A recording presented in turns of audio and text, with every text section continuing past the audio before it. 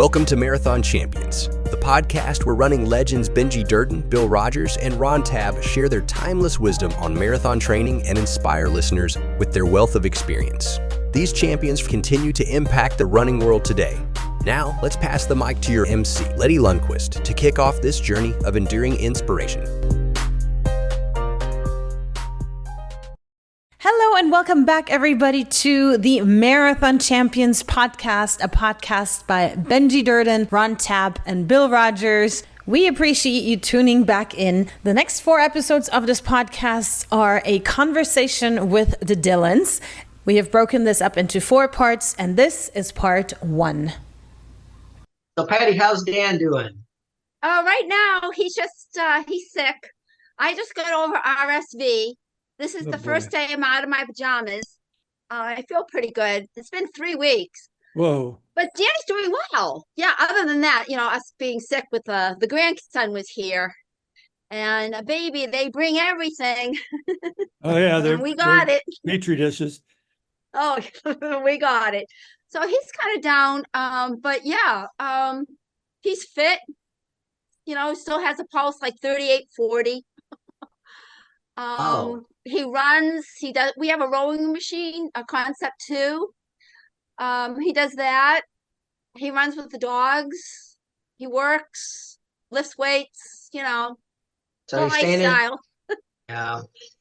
This is going to be, I think Benji and I were talking about this the other day. I think this is going to be a topic that we're going to have down the road on our Zoom with the, talking about some of the health issues that we've dealt with. So a lot of women have health issues. I'm so surprised they're getting knee replacement, hip replacements.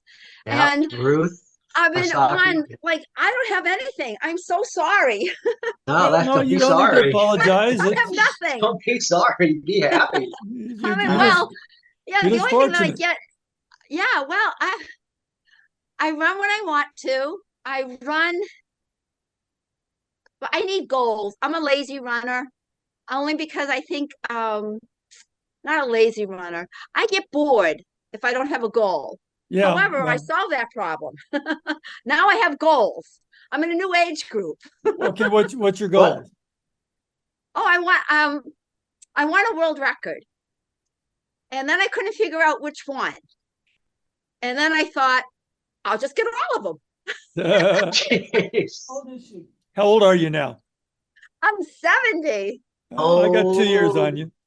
Yeah. Oh, well, as Billy and everybody, as you know, I was telling Danny's younger than me, and I said, when you hit this age, I was going like 60, 65, and I said, this age is different. I take no prisoners. That's a good attitude. Yeah. Yeah, it's like and you don't have I read the obituaries and there's people dying at 74, 76, 82. And I'm thinking, oh my gosh, I don't have much time left. And then I forget about it. And then I just go about my day. But I speak up more. I'm just like out there. My daughter loves it. Yeah. I'm turning 70 in August. And okay. I haven't done a race since the 90s. Oh, wow. So I did a race when I was 55. I won a 10K outright. I mean, for women. Yeah. That's amazing though. So anyway, I got fat. I got out of shape. You can fix that. That. I'm fixing it now. Benji knows what I've been doing, and yeah, he's getting serious. I won a marathon outright in my 60s. No way. Where? There's a little marathon that a friend of ours puts on down in Dallas. They're certified, and it has like 25 to 70 people depending on the day. And I just broke 4 hours, but I won, and now I have the world record. Amazing. I have the world record for the longest duration between my first win and my most recent win, 40-something years. Wow. Good, Benji. That is amazing. But it was a matter of luck. Billy, what about you? You still run all the races. I did 10 races last year, but I don't know if I think I only won I won two of them. They were little cross country races, 4K cross country races in Boston Harbor, fundraiser for school kids, Boston area school kids. But there was no one in my age group, so I won it by default, you know. Hey, you showed up. Good. That's good. That's good. A cross country race. See, Danny won. He set a national record for 50 and over, or 55, 50 and over, I think, for steeplechase. Well, that's good. Steeplechase. Yeah. He practiced. He just ran over. What he did, we have a park here, not too far from here, and he ran over hedges and fences. I can't get my feet much higher than 6 inches off the ground anymore. Yeah. No, Danny's amazing. I mean, he's really amazing. He only weighs like 160 pounds. He still looks the same. 5'11", and our kids are taller than him. My daughter's over 6 feet. Wow. I know. They're big. Yeah, because you're only what, 5'5"? Yeah, 5'5", 5'4". Yeah. Around there, just average height. And Danny's like 5'11". You know, it just, Danny was right up kids. He also had great talent in high school. He beat Alberto Salazar in high school. No, thank you for remembering. That's one of his little things in his cap. He loves that. And he's a 7-time member of the United States World Cross Country. Right. Team. You know, he's so underappreciated, I think. Yes. Not too many people know that about him, unless I pipe up. Thank you, Billy. I love you. We were on the same team. He won the team in championship. Yes, and you got third. You got third at Worlds. Well, I did in 75, but in 78, I was way back. But Danny won that race. I was just made the team. Nationals. Yeah, he won national. I was there. Wasn't that the one in Atlanta? Yes. Yeah, 26 degrees. Dr. Dave Martin went out there and measured that with a steel tape. Wow. So it'd be exactly 12K. And the steel tape was like 100 feet long. Oh, that must have taken forever. Yep. He'd put up pins, so he'd measure from pin to pin to pin. I've got a bunch of pictures of that race. I've got some point I have to post them, but yeah, I ran like crap. That was my hometown race, and I still ran like crap. Benji, did you guys run nationals in Houston? I think it was in 78, 79. No, 78 was Atlanta. I ran it. No, I didn't run Houston, I don't think. Yeah, I didn't run either. I ran twice. I know of it, but they ran by the bayou and. Yeah, it was really nasty. People were losing their spikes. They were getting sucked off in the swamp there. Yeah. Yeah.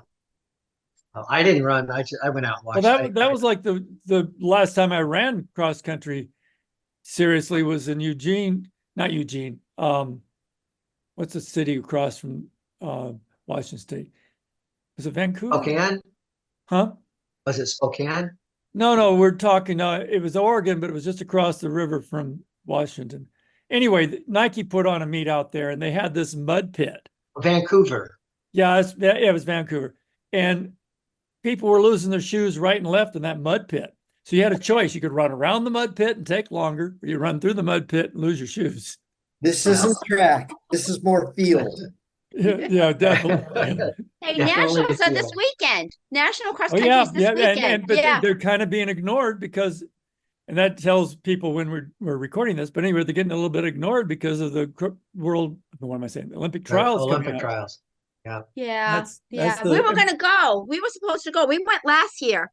We had a good time. For the cross country? Huh?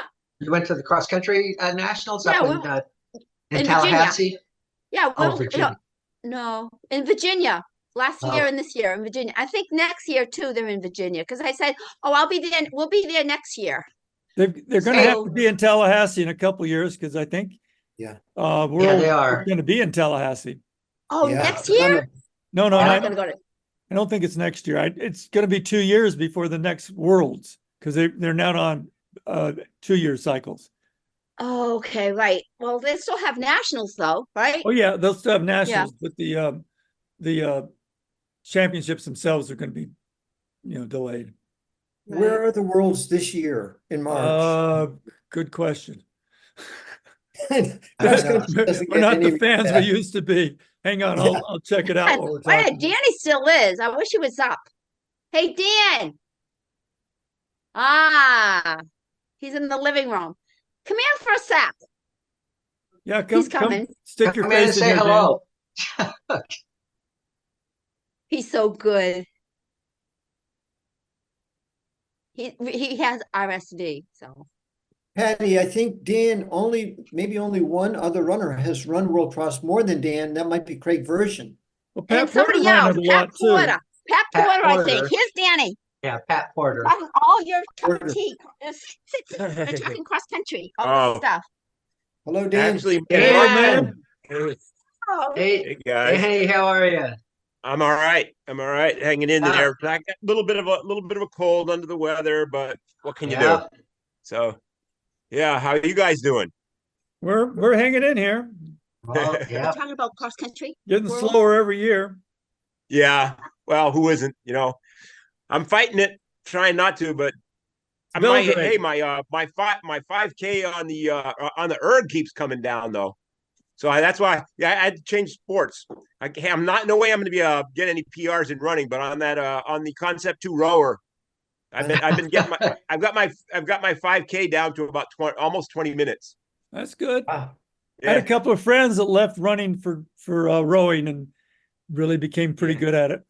It's actually a more full body workout, and the cardio part of it is fabulous, and it's just I feel good all around doing it, and also in this kind of weather, it's so easy to get in there and just like you can get really really tired in 20 minutes, so.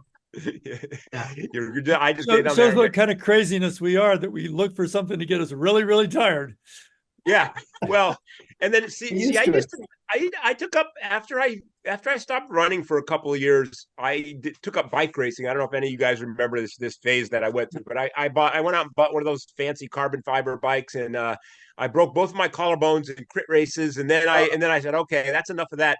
But I won my club championship in the time trial, and I qualified for nationals. So I went out to Borrego Springs, California, and rode in the nationals in time trial bike racing, which was fun. But once I got out there, I realized these people they're spending $20,000, $50,000 on a bicycle without any problem. And I'm like, I'm not there. I thought I had spent a fortune on a $2,000 bike.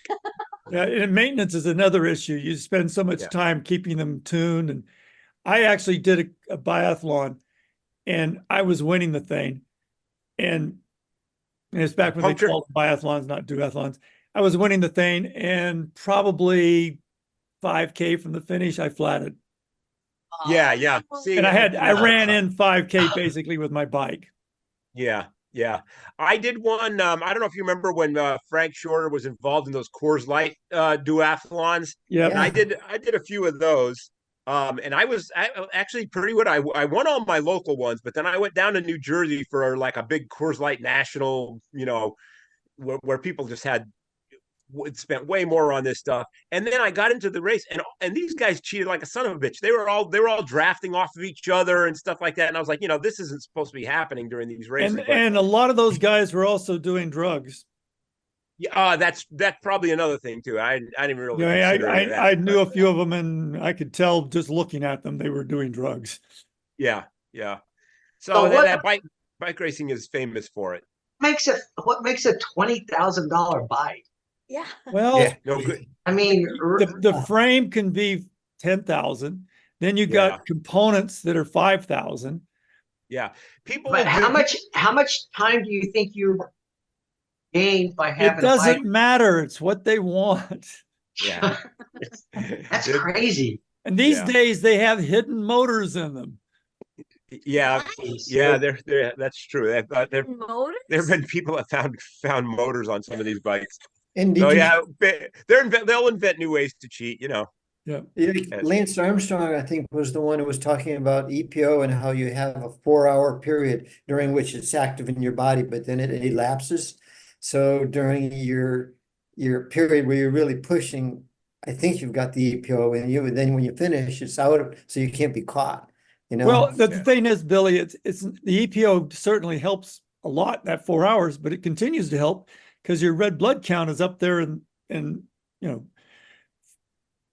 unbelievably high levels, and running doesn't do that. I mean, typically runners are kind of low red blood count because for whatever reason, there's no good explanation, but we tend to break it down.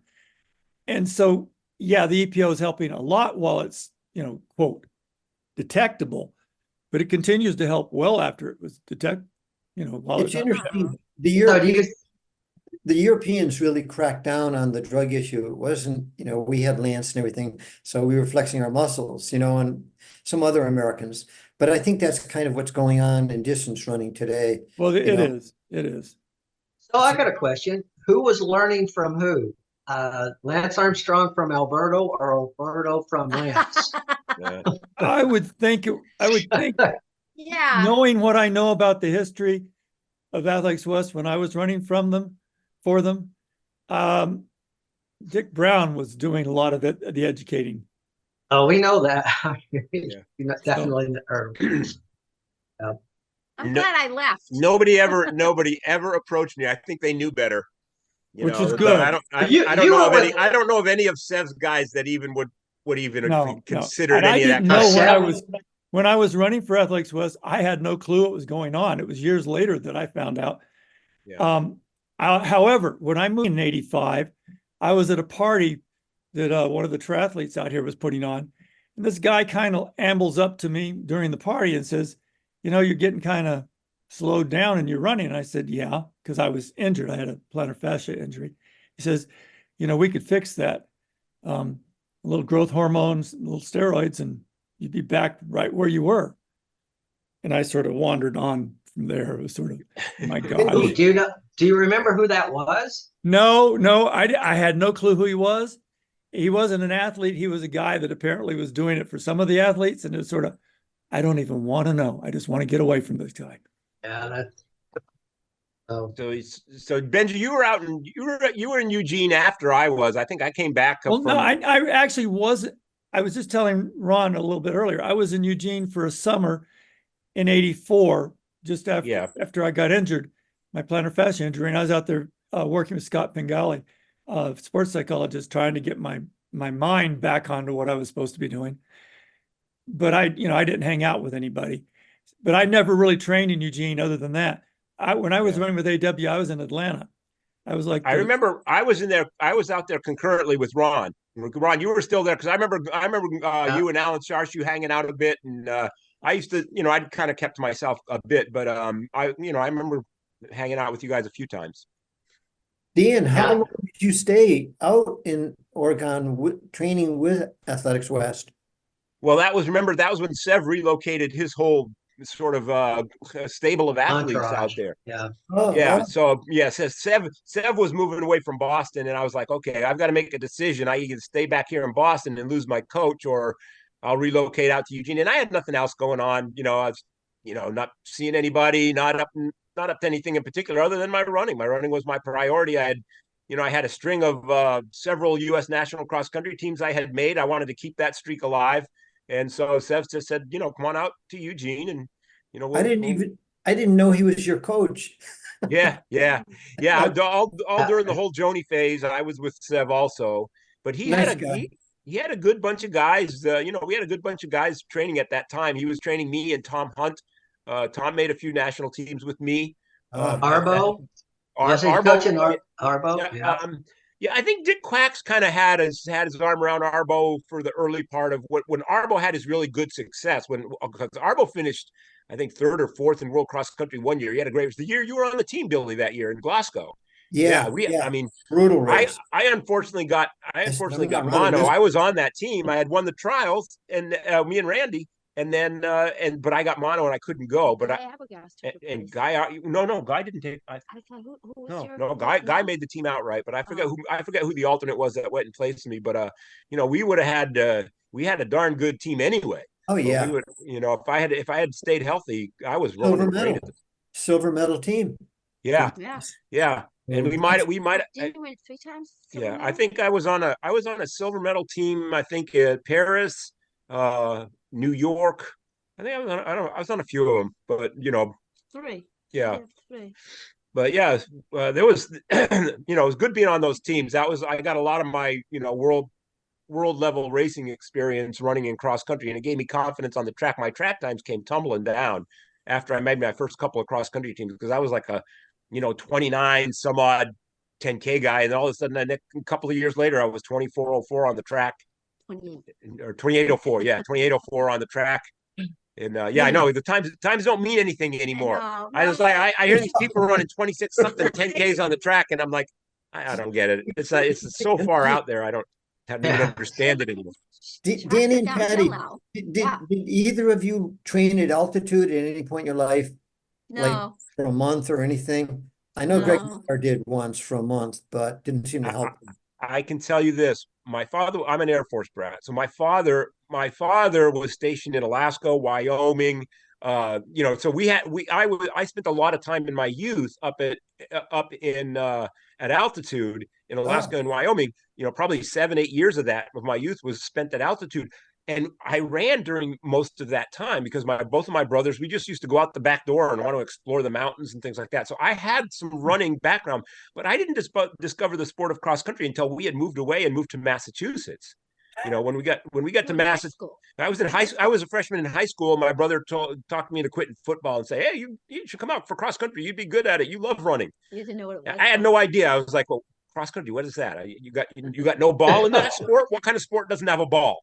I was like, okay, I'll give it a try. And sure enough, the first workout, the coach says, "Okay, I need you guys, all you freshmen and JV guys, you're going to run down this dirt road. And when you get to a steel gate, you're going to turn around and come back. There's about 4 miles or so." My brother was already running with the varsity team. And he says, "And you varsity guys, you're going to go 10 miles around this lake over there." And I looked at I was like, that's a pretty lake and everything. And I knew I could keep up with my older brother. I had done it my whole life. So I ran off with without the coach knowing it, I ran off with the varsity team. And the very first day I ran on the freshman, I was a freshman, and I ran 10 miles. And I got back to the coach, and the captain of the team put his arm around me and said, "Coach, we kept trying to pick the pace up and get this kid to shut up, and he kept telling him stupid jokes."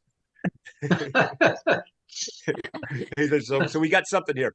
And then sure enough, the next year I was second in Western Mass and then a state champion. And remembered. Yeah, remembered. Yeah, because I was going to say I had a great duel with Alberto my senior year in the state cross country championships.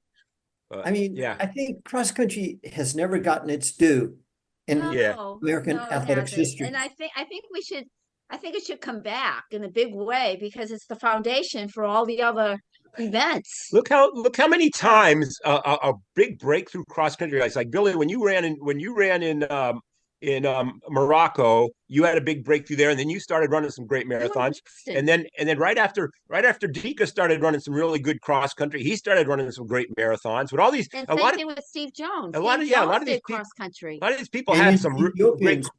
They're into that from the beginning as young kids, too. Part of it was cross country was something we felt we could make a team. And I wouldn't say it was easy to make a team, but there were more spots. And so as distance runners, we're always looking to get that uniform. Yeah.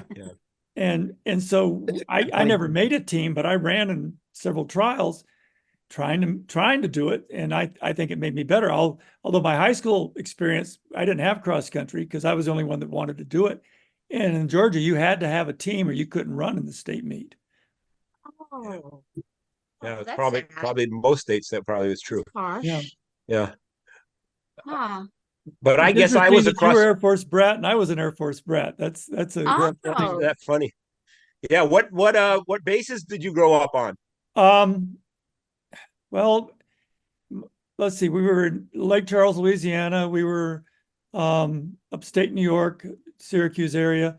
We were in California. We were in Amarillo, Texas. We were in New Mexico.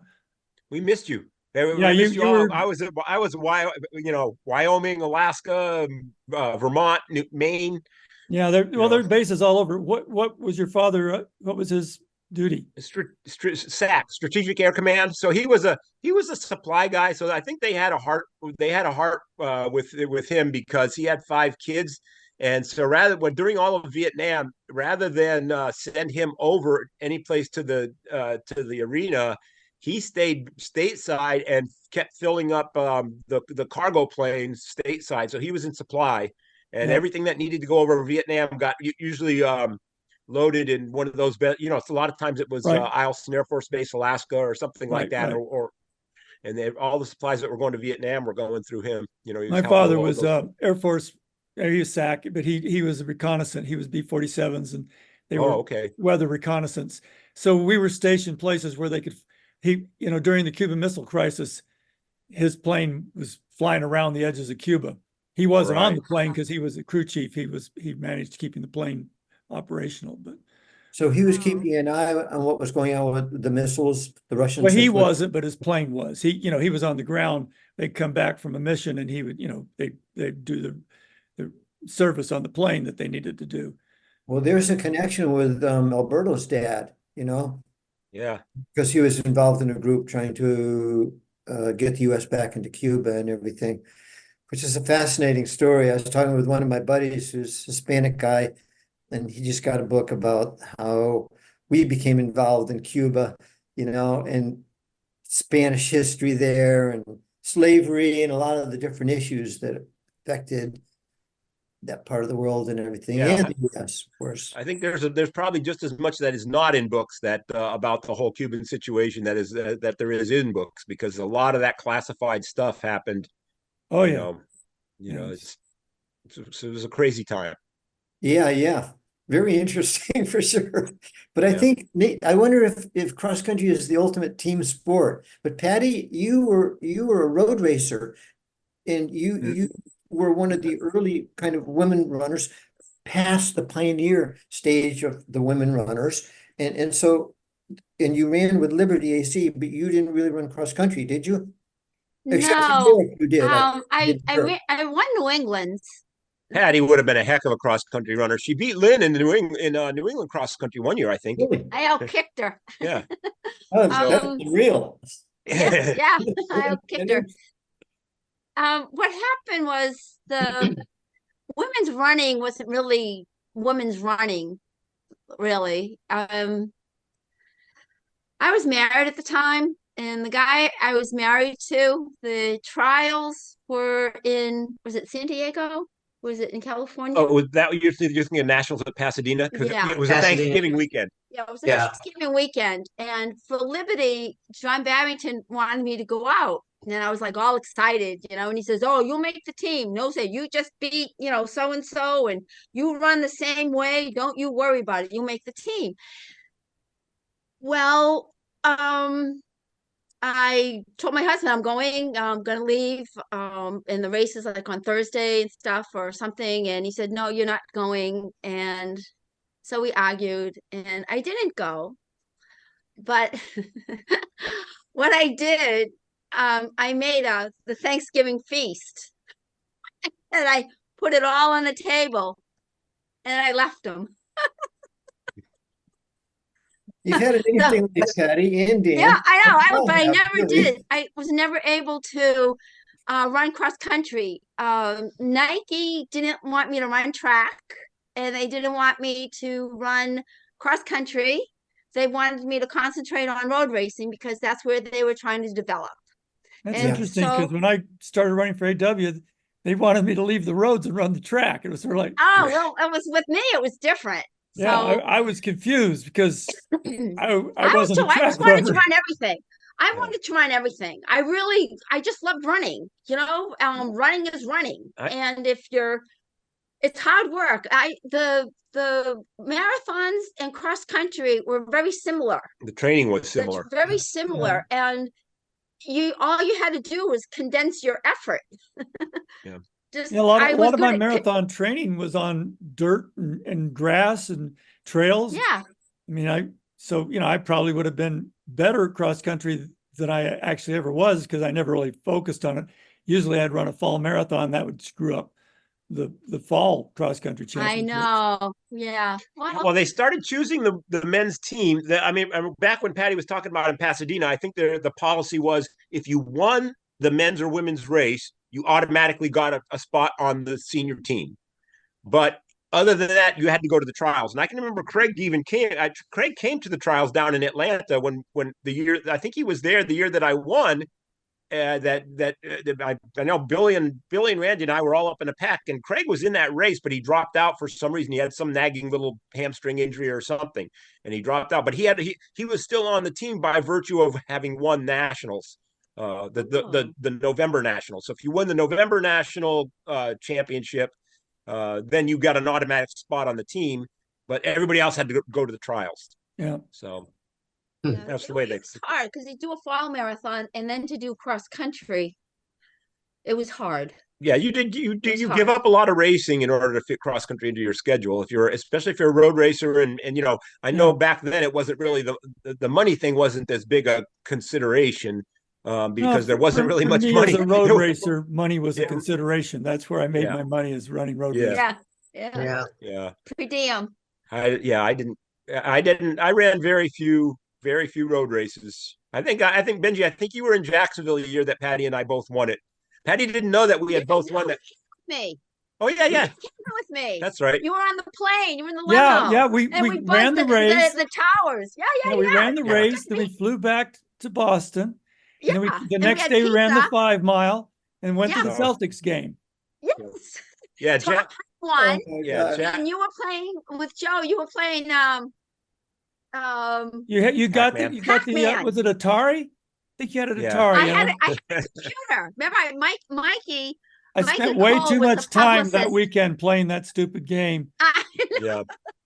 I hope I beat all the I didn't get it. I didn't understand it. It was just so long. I was a computer nerd, and I like stuff like that. Well, although I've quit playing those kind of games, I don't have the reflexes for them anymore.